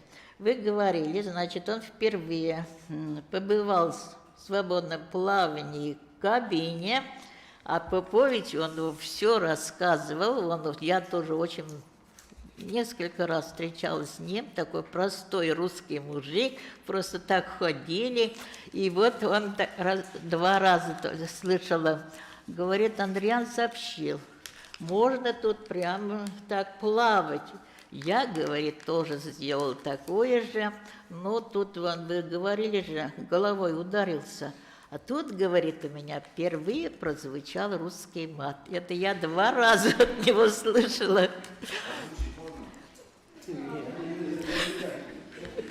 Ну, какие песни пели тоже, но он все рассказывал. Он еще, Андриан, он был же очень скромным, он о себе очень мало рассказывал, а Попович, он не такой, он очень открытый, часто с ребятами встречался. А еще вот, значит, в год смерти, это же до 75 не дожил, только 2 месяца, Андриан Григорьевич, а он на похороны приезжал, Павел Романович, потом еще через 2 месяца, значит, чтобы отметить 75-летие. И он тогда, встреча была с детьми, и говорит, между нами держалось расстояние 5-6 километров. Я видел корабль Андрюши, говорит, всегда, он светился. А я физмат ведь кончила, я думаю, светился он, значит, падали метеориты и отскакивали. Я сама так, значит, подумала. Потом в 2008 году он приехал. Мы с ним, он один приехал, и вот ходим по нашему парку. И вот я говорю, Павел Романович, вы тогда детям так говорили, что светился корабль, я говорю, из-за метеоритов, а тут же рядом журналист стоял, прибежал этот журналист и говорит, а если бы большой метеорит упал, говорит, тогда бы было все, и засмеялся. Значит, был таким ответственным, наш народ так любит, шоршицы так любят, особенно заметно было, какое отношение к нему у чувашского народа после смерти. Ведь и стар, и млад, чтобы побывать на могиле, приходили, кто пешком, кто родителей привозил, вот стариков Но, конечно, очень жалко, жил он мало, когда Анатолий Васильевич Филипченко приезжал, который он был дублером Анатолия Васильевича, наш Андреян.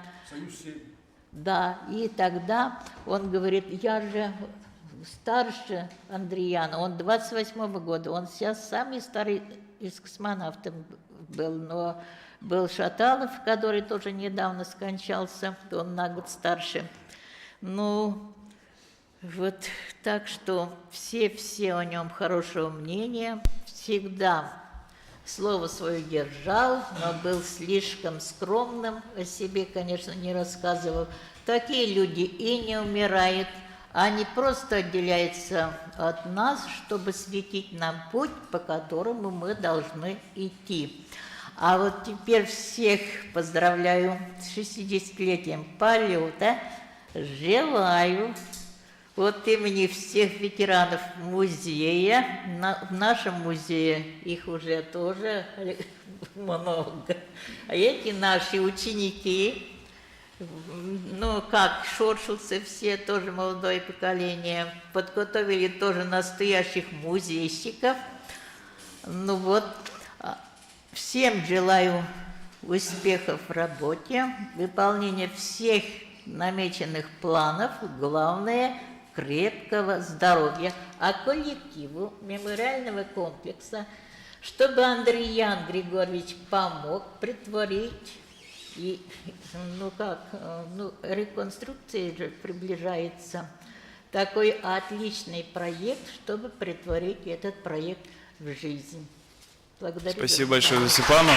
Спасибо за выступление, за воспоминания. Друзья, на этом у нас по регламенту уже давным-давно должно было завершиться мероприятие, но все хорошо, да. Вот сейчас у нас будет такое вот мероприятие, как «Свободный микрофон», то есть каждый желающий может по 2-3 минуты высказать свое мнение, воспоминания, что-то, вот, поделиться своими какими-то идеями, может быть, вот, поздравить, может быть, кто-то захочет, вот, пожалуйста. Пожалуйста, да. Только в каком формате мы будем это проводить? Да, конечно. Спасибо всем за внимание, да, всех с праздником. Очень было приятно, что к нам присоединились и библиотекари нашей республики. Всем большое спасибо за внимание. Вот, будут вопросы, приезжайте к нам в музей, мы с вами обсудим какие-либо вопросы. Спасибо. Извините, без микрофона.